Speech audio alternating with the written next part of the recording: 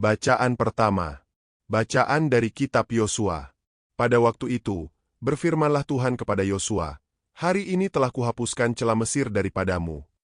Sementara berkemah di Gilgal, orang Israel itu merayakan Paskah pada hari yang ke-14 bulan itu, pada waktu petang, di dataran Yeriho.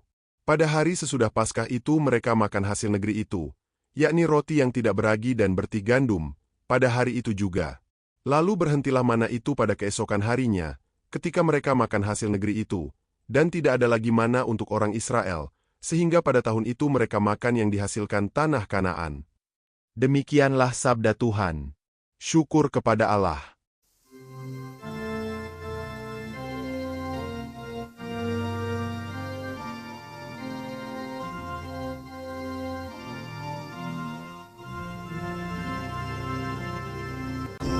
Ucaplah dan lihatlah betapa baiknya Tuhan.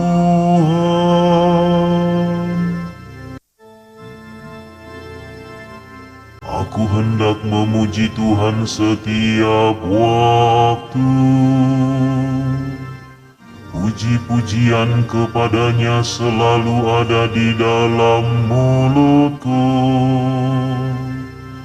Karena Tuhan jiwaku bermegah, biarlah orang-orang yang rendah hati mendengarnya dan bersuka cita. Kecaplah dan lihatlah betapa baiknya Tuhan.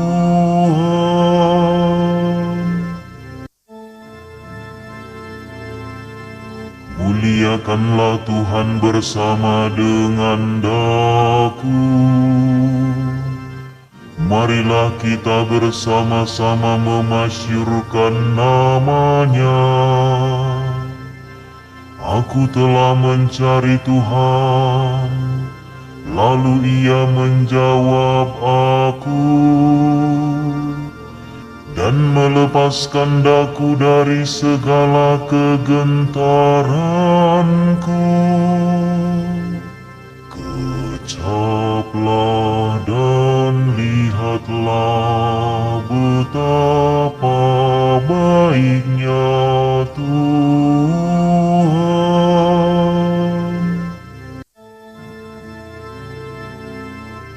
Tunjukkanlah pandanganmu kepadanya, maka mukamu akan berseri-seri dan tidak akan malu tersipu-sipu. Orang yang tertindas ini berseru, dan Tuhan mendengarkan.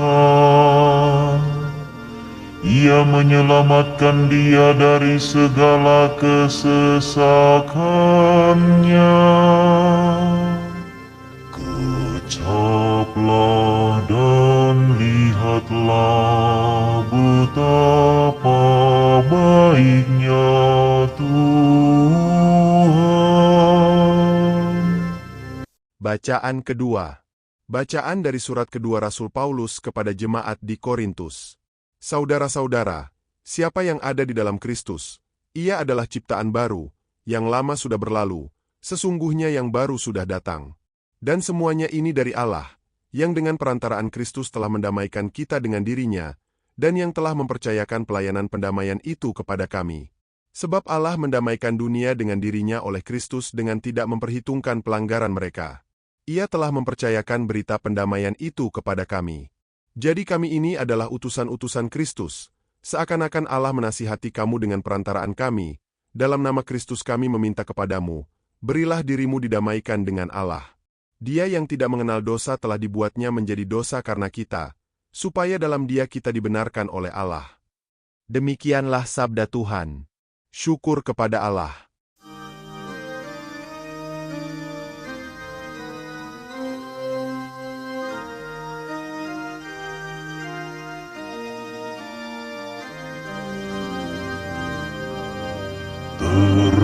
Terpujilah Kristus Tuhan, Raja mulia dan kekal.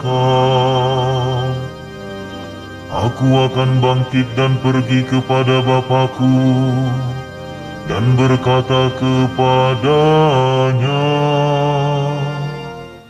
Bapa, aku telah berdosa terhadap surga dan terhadap Bapa. Terpujilah Kristus Tuhan, Raja mulia dan kekal.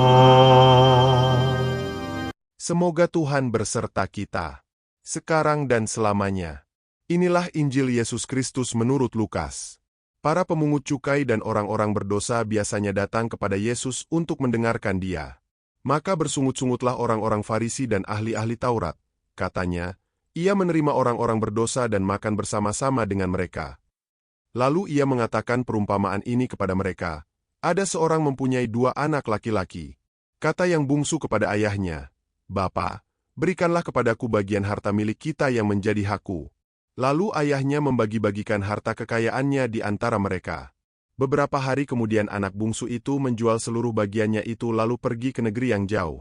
Di sana ia memboroskan harta miliknya itu dengan hidup berfoya-foya. Setelah dihabiskannya semuanya, timbullah bencana kelaparan di dalam negeri itu dan ia pun mulai melarat. Lalu ia pergi dan bekerja pada seorang majikan di negeri itu. Orang itu menyuruhnya ke ladang untuk menjaga babinya.